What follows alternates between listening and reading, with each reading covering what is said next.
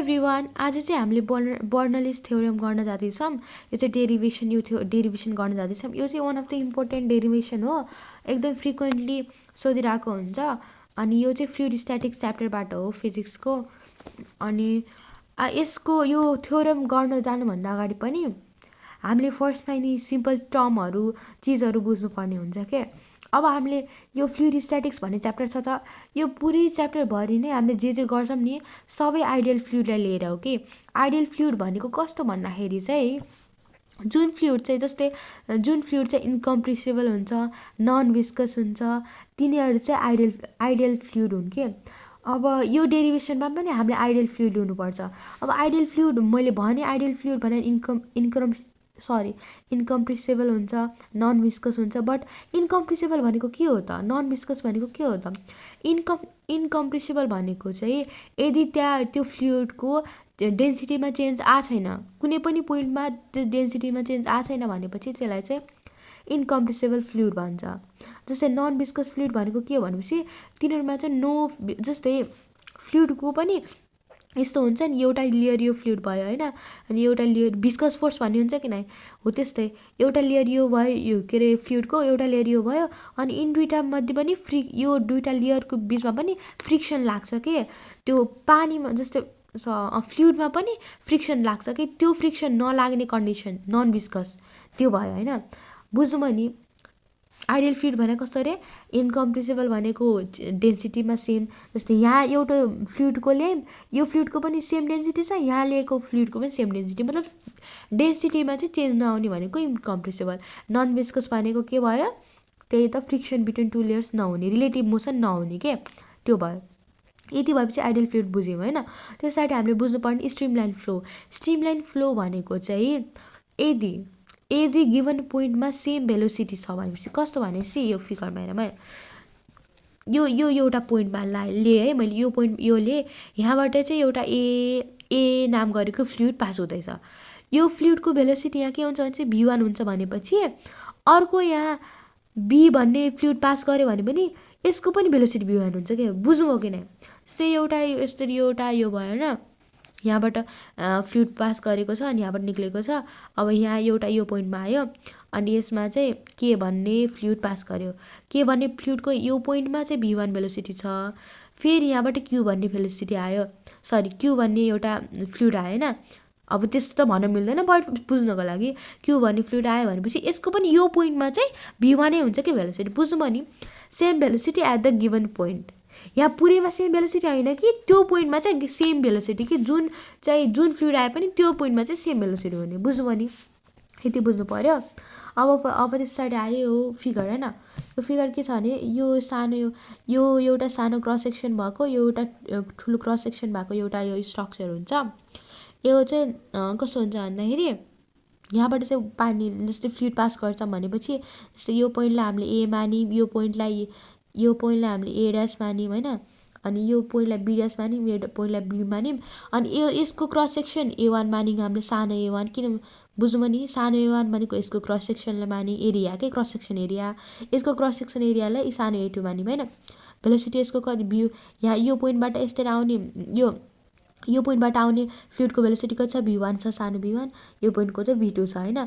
यहाँदेखि अब यो एदेखि ए ड्याससम्मको डिस्टेन्स कति, जस्तै यो एदेखि ए ड्याससम्म कुनै फ्लुइडले आउनु कति टाइम लाग्छ, dt टाइम लागेको छ भनेपछि यहाँ बी ड्यासदेखि बीमा आउन कति टाइम लागेको छ, dt टाइम लागेको छ होइन।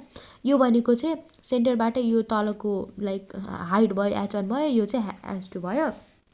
त्यस पछाडि यो डेरिभेसनको चाहिँ स्टेटमेन्ट पढौँ है। For the streamline flow of an ideal liquid. बुझ्नु भने स्ट्रिमलाइन फ्लो भनेको भेलोसिटी सेम भएको पोइन्टमा, त्यो of an ideal liquid, non viscous and non incompressible पनि बुझ्नुभयो। The total energy, sum of potential energy, kinetic energy and the pressure energy.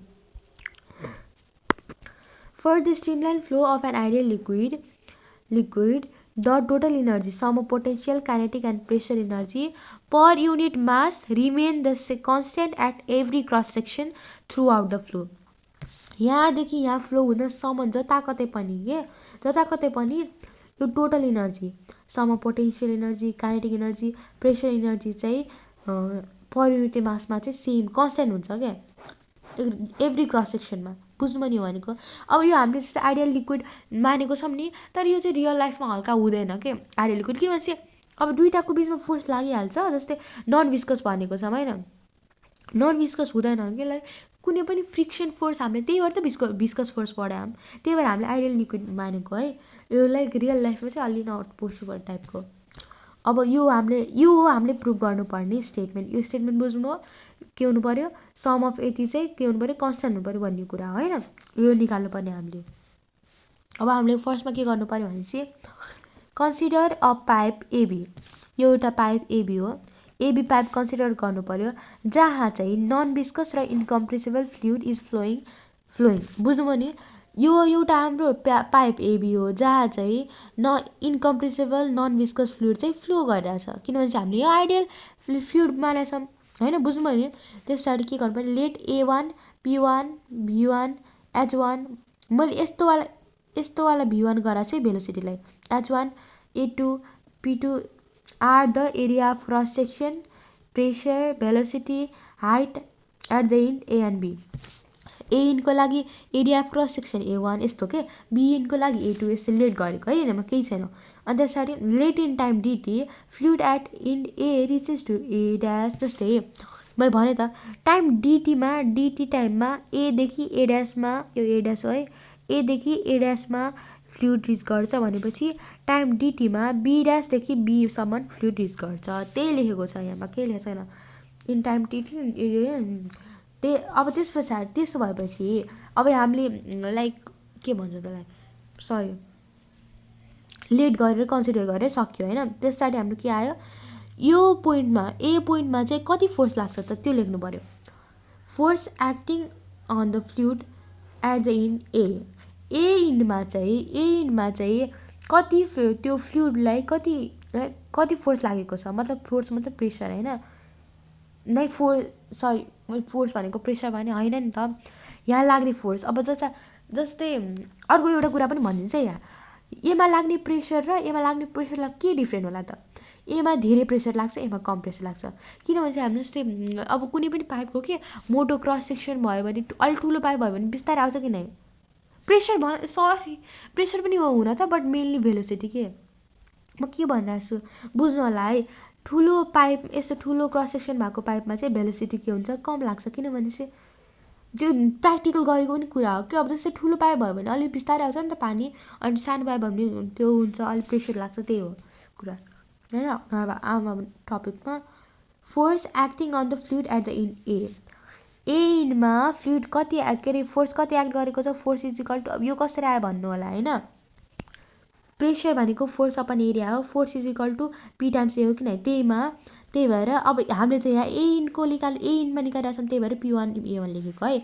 अनि work done भनेको के हो, फोर्स टाइम डिस्प्लेसमेन्ट भयो, फोर्सको ठाउँमा यो लेख्यौँ, अनि डिस्प्लेसमेन्ट ठाउँमा यो कसरी आयो भन्नु होला।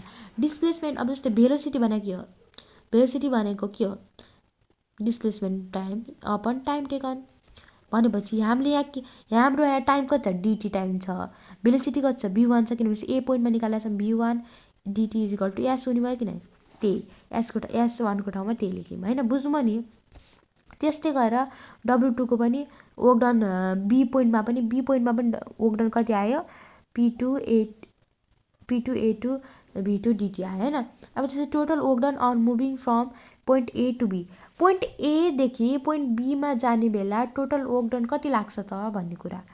पोइन्ट एदेखि पोइन्ट बीमा जानेसम्म टोटल वर्क डन कति लाग्छ, work done is equal to W1 minus W2।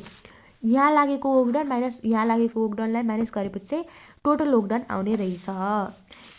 यो चाहिँ किन भनेपछि जस्तै फोर्स हाम्रो यता लागिरहेछ, फोर्सको डाइरेक्सन यता छ, डिस्प्लेसमेन्ट चाहिँ यता लागिरहेछ, त्यही भएर चाहिँ अपोजिट डाइरेक्सन भएर चाहिँ नेगेटिभ गरेको यहाँनिर, त्यसै नेगेटिभ गरेको हेरेर। अब P1 यही भ्यालु राखिदिउँ, अनि पछि माइनस यो गऱ्यौँ, अनि त्यसरी यो यतिकै छोडौँ है। अब हामीले इक्वेसन अफ कन्टिन्युटी पनि बुझ्नुपर्छ यो डेरिभेसन गर्नु। अब अगाडि गरेको हुन्छ, इक्वेसन अफ कन्टिन्युटी के भन्छ भन्दाखेरि A1 V1 is equal to A2 V2 भन्छ के। यसले पनि AB भनेको चाहिँ कन्सट्यान्ट हुन्छ भन्छ, बुझ्नुभयो नि। A1 भनेको क्रस सेक्सन भयो, B भनेको भेलोसिटी, यो हुन्छ भने होइन। यो आयोमा हामीले यतिकै लेख्यौँ। अनि यो भनेको चाहिँ डिटी हामीले सबै तिनटैमा चाहिँ डिटी थप्यौँ, डिटी थप्न त पाइयो नि त। अब हामीले अब डिटी थप्यौँ नि। अब हाम्रो यो भी कसरी आयो, यो मैले अघिबाट भनिरहेको छु, यो भनेको भेलोसिटी लेखिरहेको छु मैले, यो भनेको चाहिँ भेलोसिटी होइन है। यो भनेको के हो त, सोच्नु त आफै। यो भनेको चाहिँ भल्युम हो, बुझ्नु मैले, भल्युम हो। भल्युमको फर्मुला के हुन्छ त, अब यहाँनिर हेर्नु त, भल्युम भनेको एरिया टाइम्स लेन्थ हो कि होइन, हो। एरियामा के मानेको छौँ, A1 मानेको छौँ, मतलब एरिया ए पोइन्टमा निकालिरहेको छु मैले, A1 मानेको छौँ। अनि भर्खर मैले लेन्थ भनेको कति निकालेको छु, मतलब लेन्थ भनेको के हो, डिस्प्लेसमेन्ट हो। डिस्प्लेसमेन्ट कति निकालेको छु मैले, भर्खरै निकालेको कुरा हो यो त। यो भिटी निकालेको छु कि नै, हो यहाँ निकालेको थिएँ त, त्यही लेखेको के। अब त्यही भनेको चाहिँ त्यही भएर इजिकल टु भी लेखेँ मैले। यो भनेको के हो, भल्युम हो, बुझ्नु नि। अब putting the value of V in equation third, यो इक्वेसनमा चाहिँ भीको भ्यालु, किनभने यहाँ सबैको भ्यालु छ नि त, अनि पी भी1 भयो, यो भयो, बुझ्नु नि यहाँसम्म त। अब हामीले यहाँ डेरिभेसनमा के निकाल्नुपर्छ, पोटेन्सियल इनर्जी, काइनेटिक इनर्जी र प्रेसर इनर्जीको लाइक जे भए पनि हल्का हल्का के अरे त्यो रिलेसन निकाल्यो नि त। त्यही भएर हामीलाई के चाहियो, काइनेटिक इनर्जी चाहियो। काइनेटिक इनर्जीको चेन्ज इन काइनेटिक इनर्जी कति हुन्छ, मतलब काइनेटिक इनर्जीको फर्मुला के हो, 1/2mv² अनि 1/2v² माइनस 1 यो भयो होइन, बुझ्नु नि। अब पोटेन्सियल इनर्जीको फर्मुला के हो त, mgh अनि h2 माइनस h1 के हुन्छ चेन्ज निकालिरहेको छौँ हामीले। अब हाम्रो टोटल चेन्ज इन इनर्जी कति हुन्छ त, चेन्ज इन काइनेटिक इनर्जी निकाल्यौँ, चेन्ज इन पोटेन्सियल इनर्जी निकाल्यौँ। अब इन दुइटाको के अरे एडिसन नै हाम्रो टोटल इनर्जी हुन्छ किन, त्यही भएर के लेख्नु पऱ्यो, 1/2mv²। काइनेटिक इनर्जीको चेन्ज कति आएको थियो, v2² minus 1/2mv1² plus mgh2 minus mgh1 होइन। अब हामीले यहाँ इनर्जी कन्जर्भेसनको पनि ल लाउनुपर्छ क्या, इनर्जी कन्जर्भेसनको पनि ल लाउनुपर्छ। के गर्नुपर्छ भन्दाखेरि हामीले यहाँ टोटल ओगडन भनेको चाहिँ टोटल चेन्ज इन इनर्जी हो भनेर चाहिँ भन्नुपर्छ कि टोटल चेन्ज इन इनर्जी हो भनेर भन्नुपर्छ। किनभने चाहिँ हामीले यहाँ वर्क इनर्जी थ्योरम लगाइरहेछौँ, इनर्जी कन्जर्भेसन भनेको वर्क इनर्जी थ्योरम क्या। अब अघिनको वर्क डन कति निकालेको छौँ, 8 निकालेको छौँ, 80 निकालेको छौँ। अब त्यहाँ लेख्नु पऱ्यो योगदान। अब हाम्रो टोटल योगदान यति भयो, लेख्यौँ। अब यो टोटल इनर्जी यति लेख्यौँ होइन। अब यसलाई के गर्न सक्छौँ त, हामीले डिभाइडिङ बाई भी गर्न सक्छौँ है, डिभाइडिङ बाई भी। त्यस्तो डिभाइडिङ बाई भी किन गरेको भनेपछि हामीले कटाउन सक्दो हुन्छ भनेर के, यहाँ अब भीबाट यो घट्यो होइन। अनि यहाँ के भयो भन्दाखेरि यहाँनिर के अलिक नबुझ्न सक्नुहुन्छ, यहाँबाट एम घटेको छ। के भयो भन्दाखेरि डिभाइडिङ बाई भी गर्दा त एम बाई भी आयो। एम बाई भी भनेको के हो त, डेन्सिटी हो कि होइन, हो। त्यही भएर एम बाई बीको ठाउँमा सबको ठाउँमा डेन्सिटी लेखेँ मैले, बुझ्नु नि। अब यहाँबाट ठ्याक्क डेन्सिटी गयो के।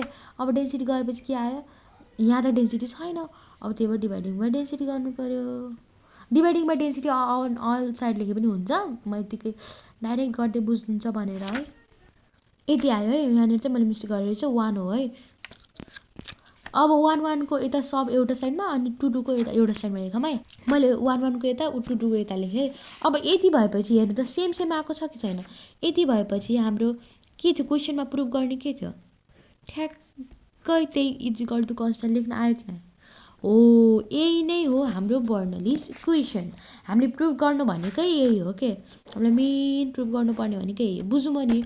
हामीले अहिले गरेको यो डेरिभेसनमा के गर्यौँ त हामीले, सर भनिदिन्छ यो डेरिभेसन के गर्यौँ भनेर।